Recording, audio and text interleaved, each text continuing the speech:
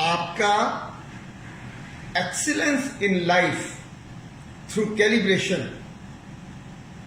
Episode 4 में बहुत बहुत स्वागत। हमने पिछले एपिसोड में आपसे समय की कैलिब्रेशन पर बात की। Time, calibration of time. समय एक बहुत मूल्यवान पैरामीटर है। समय हमारे जीवन का एक बहुत ही कीमती उपहार प्रभु ने हमें दिया, जिसकी कि हमसे कोई भी कीमत नहीं ली गई। पर देखने में आया हम सब लोग सतयुग से त्रेता युग कलयुग में समय को कैलिब्रेट करने में चूकते रहे। आए देखें, पिछले दिनों रामायण और महाभारत दो सीरियल्स को देखने का मौका मिला। रामायण में मर्यादा पुरुषोत्तम श्री राम, उनके साथ उनके भाई लक्ष्मण और रावण दिखाया कि सतयुग में किस प्रकार से रावण, जो कि एक बहुत विद्वान प्रकांड पंडित, शिव जी का भक्त, परंतु उसकी मति भ्रष्ट हुई और उसने सीता का हरण किया। पूरे के पूरे रामायण के सीरियल्स में, जो कि कई महीने चला, ये देखने को मिला कि अंत में वह रावण, जिसको दशानन कहते हैं, दशानन यानी उसके 10 मस्तिष्क, यानी इतना विद्वान कि उसमें 10 विद्वानों के बराबर की शक्ति, शिव जी को उसने अपने वश में किया हुआ था क्योंकि शिव भक्त था। पर उसके बावजूद भी वो अपने जीवन में अपने मूल्यों को, अपनी संस्कृति को, अपने समय को एथिकल वैल्यूज और स्टैंडर्ड्स के साथ कैलिब्रेट करने में चूक गया। क्या स्टैंडर्ड्स थे? कि वो मान रखे, मर्यादा रखे। किस लिए कहा जाता है मर्यादा पुरुषोत्तम श्री राम?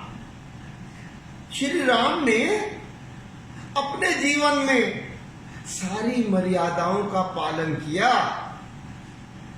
राजा के रूप में, पुत्र के रूप में, और तो और जिस समय वनवास के बाद घर वापस आए और प्रजा ने कहा, एक धोबी ने, कि क्या सीता पवित्र है? मर्यादा पुरुषोत्तम श्री राम ने केवल एक धोबी के ये प्रश्न करने पर सीता को वनों में भेज दिया और वहां सीता की अग्नि परीक्षा हुई। कहने का अर्थ क्या?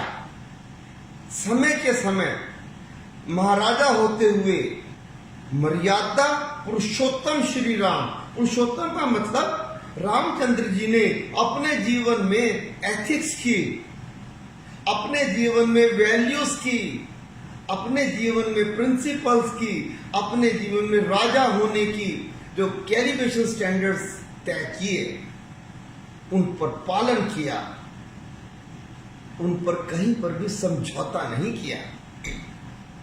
फिर आ गए हम महाभारत। कल ही महाभारत का सीरियल खत्म हुआ। अब महाभारत के अंदर कौन से मुख्य पात्र हैं? धृतराष्ट्र। धृतराष्ट्र आंखों से अंधा और किसके मोह में? दुर्योधन के मोह में। दुर्योधन महत्वाकांक्षी। दुर्योधन ये समझता था कि मेरे को इस संसार में कोई भी विजय नहीं कर सकता। 100 भाइयों के अंदर दुर्योधन ने सबसे ज्यादा हठपन किया। धृतराष्ट्र आंखें ना होने के बाद अंधा, दुर्योधन आंखें होने के बावजूद अपनी महत्व आकांक्षा का शिकार और वो अंधा। दोनों ही अपने अपने समकालीन समय में अपने मूल्यों को, अपनी मर्यादाओं को, जो उस समय की रिक्वायरमेंट थी, जो उसकी डिमांड थी, स्टैंडर्ड की, उसको नहीं पालन कर पाए। और तो और भीष्म पितामह, द्रोणाचार्य और वहां पर बैठे हुए विनती करते हुए अपना विदुर, जिन्हें मनीषी कहा जाता है, सबने धृतराष्ट्र के सामने गिड़गिड़ाए, धृतराष्ट्र के सामने गिड़गिड़ाए। पर उन सब की उपस्थिति में द्रौपदी का चीरहरण करने का प्रयास।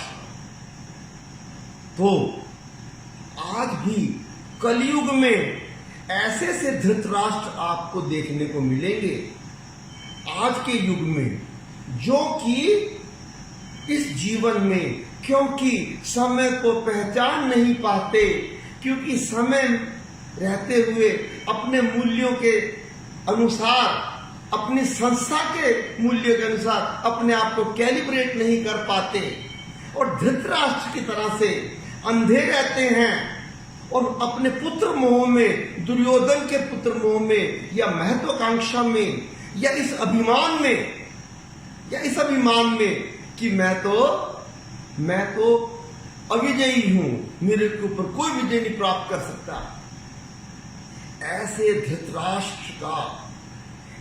धृतराष्ट्रों का आज कलयुग में भी उसी प्रकार से अंत होता है। ऐसे धृतराष्ट्रों को अपने जीवन काल में यश और अपयश अपने कर्मों के अनुसार मिलता है। जैसे से कर्म वो उस समय में करते हैं, वो उनके एक्शंस स्टैंडर्ड टाइम फ्रेम में, उनके जीवन काल में जो उनको जीवन मिला, उसमें उनके वो स्टैंडर्ड्स अनकैलिब्रेटेड रह जाते हैं। वो किसी ना किसी महत्वाकांक्षा में, किसी ना किसी पुत्र मोह में धृतराष्ट्र अंधा हो जाता है। हमारे यहां तो आंखों के होते हुए भी लोग अंधे हो गए। समाज में रोजमर्रा देखो, ऐसे ऐसे लोग जो विख्यात हैं, जो बड़े समाज में प्रख्यात हैं, विद्वान हैं, वो लोग आंखों के होते हुए वो समय को नहीं पहचान पाए, वो धृतराष्ट्र के मोह में फंसे रहे। अंत में जीवन के कुरुक्षेत्र में धृतराष्ट्र का सारा परिवार नष्ट हो गया। दुर्योधन अपने 100 भाइयों समेत मर गया। विजय तो सत्य की होती है। भीष्म पितामह को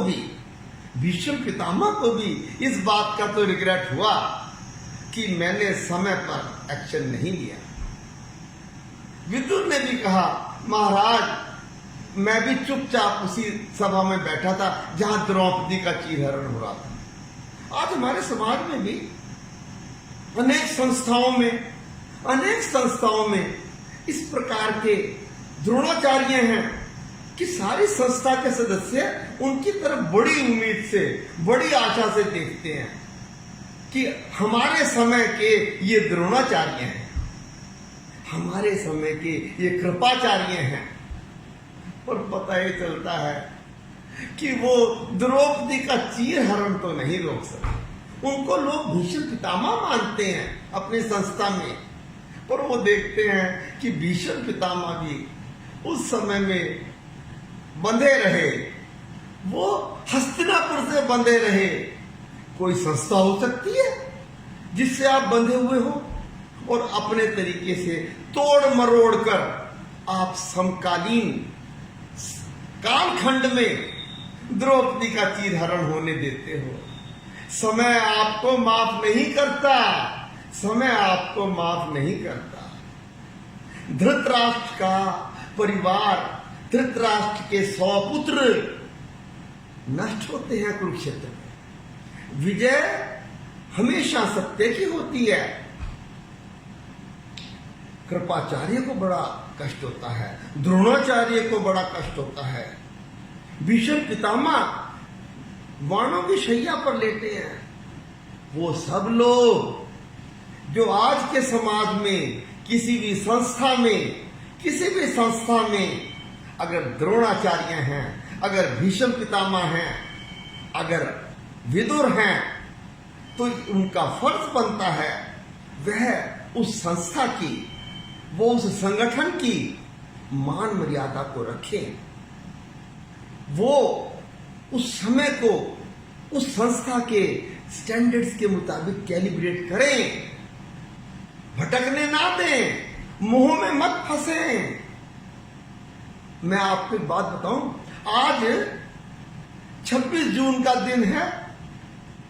हमारी भारत की भूतपूर्व प्रधानमंत्री मिसेस इंदिरा गांधी अपने समय की बड़ी बहुत पावरफुल प्रधानमंत्री रही, पर अपने समय में उन्होंने पॉलिटिकल वैल्यूज को, फाइनेंशियल वैल्यूज को, करप्टेड सिस्टम्स को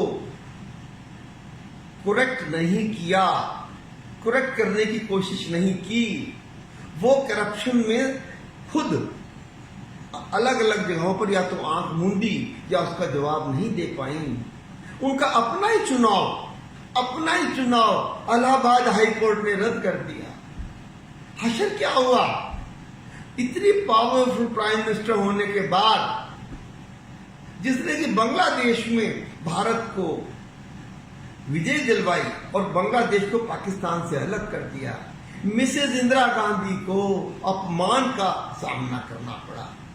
आज हम 1975 से 2020 तक 45 साल के बाद भी इस बात को याद करते हैं कि 26 जून का दिन पहला दिन इमरजेंसी का दिन था।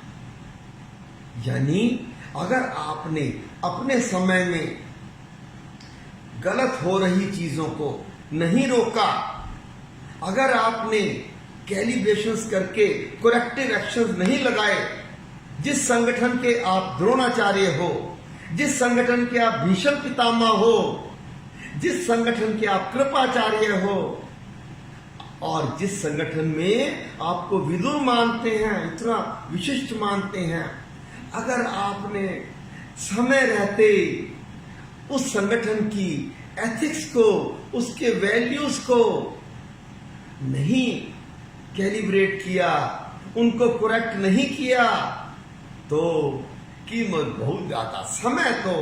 समय तो उन सब चीजों में अंत में यही सिद्ध करता है, सत्यमेव जयते। मैं आज की बात सिर्फ एक छोटी सी बात कहकर समाप्त करूंगा कि आपको अपने जीवन में, चाहे आप अपने व्यापार में हैं, चाहे आप किसी संगठन में, रोटरी इंटरनेशनल में हैं, चाहे लॉयंस इंटरनेशनल में हैं, चाहे जेसीज में हैं, चाहे भारत विकास परिषद में हैं, किसी में भी हैं, अगर आप उस संस्था के भीष्म पितामह हैं, अगर आप उसके द्रोणाचार्य हैं, अगर वहां पर आप विदुर हैं, आप पर बहुत बड़ी जिम्मेवारी है। आप वहां पर पुत्र मोह में मत फंसना, आप वहां पर किसी तरह का धृतराष्ट्र मत बन जाना, क्योंकि कुरुक्षेत्र में ये कहा गया है, यदा यदा धर्मस्य ग्लानि, जहां जहां पर धर्म की ग्लानि होती है, सिद्धांतों की ग्लानि होती है, नियमों की ग्लानि होती है, वहां वहां पर प्रभु उदय होते हैं। हमारे भारत सरकार का भी अगर आप एम्बलम देखें, वो कहता है सत्यमेव जयते, सत्यमेव जयते, यानी संधि छेद, सत्यम एव, सत्य ही जयते। जीवन में हर जगह अंत में सत्य की ही विजय होती है। अगर आप अपने समाज में, अपने संगठन में, अपने व्यापार में अपने आप को द्रोणाचार्य मानते हो, अपने आप को भीष्म पितामह मानते हो, अपने आप को विदुर मानते हो, अपने आप को वहां का बेंचमार्क मानते हो, मेरा आपसे ये अनुरोध है, ये चीज हमेशा याद रखना, सत्यमेव जयते, यानी calibration of the values and ethics of a system, of an organization ultimately prevails. Anything otherwise will not prevail. So, आज के इस एपिसोड 4 में मैं आपको यही कहना चाहता हूं, जीवन में समय, जैसे कि मैंने आपको एपिसोड 3 में बताया, एक दिन में 24 घंटे, एक घंटे में 60 मिनट और एक घंटे में 1440 मिनट, एक दिन में आपको 1440 मिनट मिलते हैं। लगातार अपने सब एक्शंस को समय समय पर कैलिब्रेट करते रहो against the standards of this organization, against the principles of this organization, against your own principles. चाहे फिर आपके सिद्धांत गांधीवादी हों, फिर आपके सिद्धांत चाहे रोटरी के पॉल हैरिस फेलो के हों, चाहे आपके सिद्धांत जेसिस के हों, हेनरी जो उनके HGF उनके हुए फाउंडर हुए जेसिस के, चाहे आपके लॉयंस के हों, चाहे आपकी दिगंबर जैन सभा के अपने 24 तीर्थंकर हों, आपके समय में आपके प्रधान रहते हुए, आपके द्रोणाचार्य रहते हुए, आपके भीष्म पितामह रहते हुए उनसे कॉम्प्रोमाइज ना करें। जीवन में आपको एक्सीलेंस जब भी आएगी जब आप अपने हर एक्शन को समय पर कैलिब्रेट, समय समय पर करते रहेंगे। नमस्कार।